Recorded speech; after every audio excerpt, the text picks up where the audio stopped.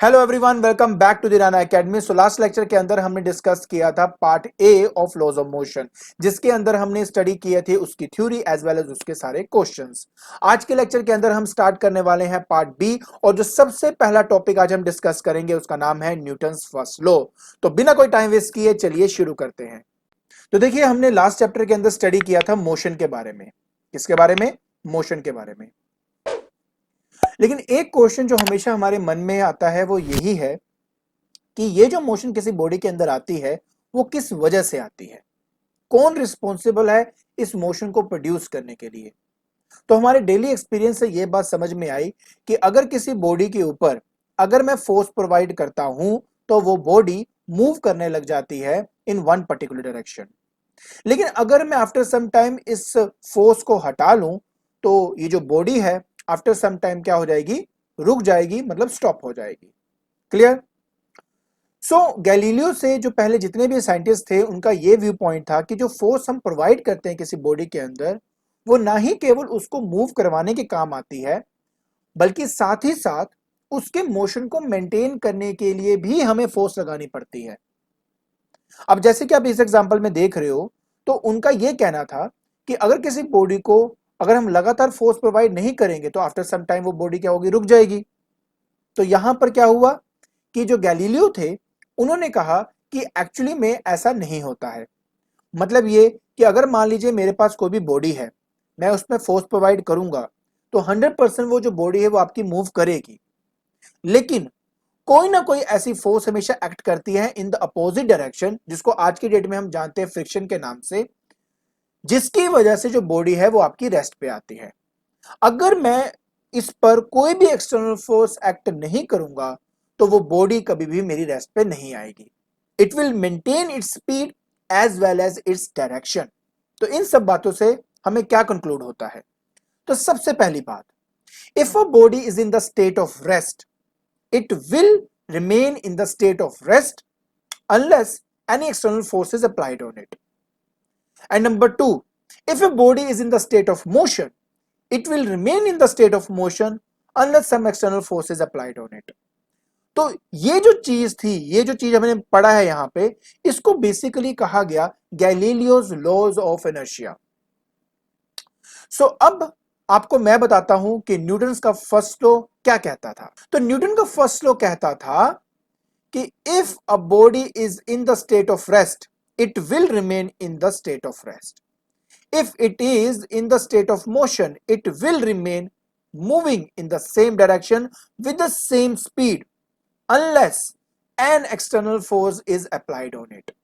मतलब अगर एक बॉडी रेस्ट पे है तो वो रेस्ट पे ही रहेगी, अगर वो मोशन में है तो वो मोशन में ही रहेगी, जिसमें उसकी स्पीड भी कांस्टेंट रहेगी, मतलब सेम रहेगी, एज वेल एज डायरेक्शन भी सेम रहेगा, जब तक मैं उसके ऊपर कोई एक्सटर्नल फोर्स प्रोवाइड नहीं कर देता।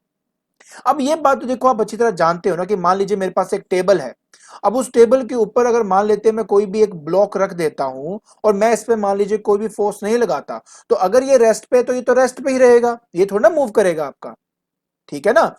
इसका मतलब है कि जब तक मैं इस पे एक्सटर्नल फोर्स नहीं लगाऊंगा तब तक ये बॉडी मूव नहीं करेगी। तो अगर अब आपने इस स्टेटमेंट को समझना है ना, तो उसके लिए आप दो डेफिनेशन की हेल्प से भी उसको समझ सकते हैं। तो सबसे पहली डेफिनेशन जो आपके पास है वो है आपकी डेफिनेशन ऑफ इनर्शिया। इनर्शिया, अब इनर्शिया क्या चीज है?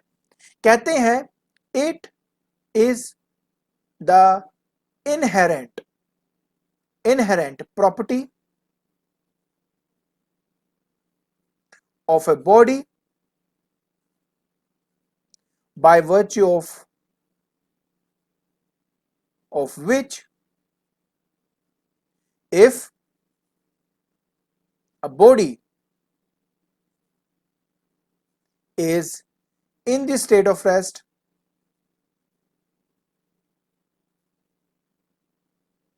tends to remain at rest, and if it is in the state of motion, it tends to remain in the state of motion। तो देखिए आपके जो न्यूटन का जो पहले 2-3 लाइनें हैं ना, वो इसी डेफिनेशन से आई हुई हैं। अब इस डेफिनेशन में भी यही बोल रहा है कि हर एक बॉडी की एक इनहेरेंट प्रॉपर्टी होती है। इनहेरेंट होती है कि अपने आप उस बॉडी के अंदर आती है। एक ऐसी इनहेरेंट प्रॉपर्टी होती है कि अगर वो रेस्ट पे है तो वो अपने आप को रेस्ट पे ही रखेगा, अगर वो मोशन में है तो वो अपने आप को मोशन में ही रखेगा, जब तक उसमें कोई एक्सटर्नल फोर्स अप्लाई नहीं हो जाती। So that is why we say that कि it is an inherent property, एक बॉडी के अंदर अपने आप ही वो प्रॉपर्टी होती है। Is that okay? तो ये मेरी पहली डेफिनेशन हुई। अब दूसरी डेफिनेशन क्या बोलती है? दूसरी डेफिनेशन है फोर्स की। जब हम बात करते हैं फोर्स की, तब हम ये कहते हैं it is an external cause. ये क्या है? एक एक्सटर्नल कॉज है विच टेंड्स टू चेंज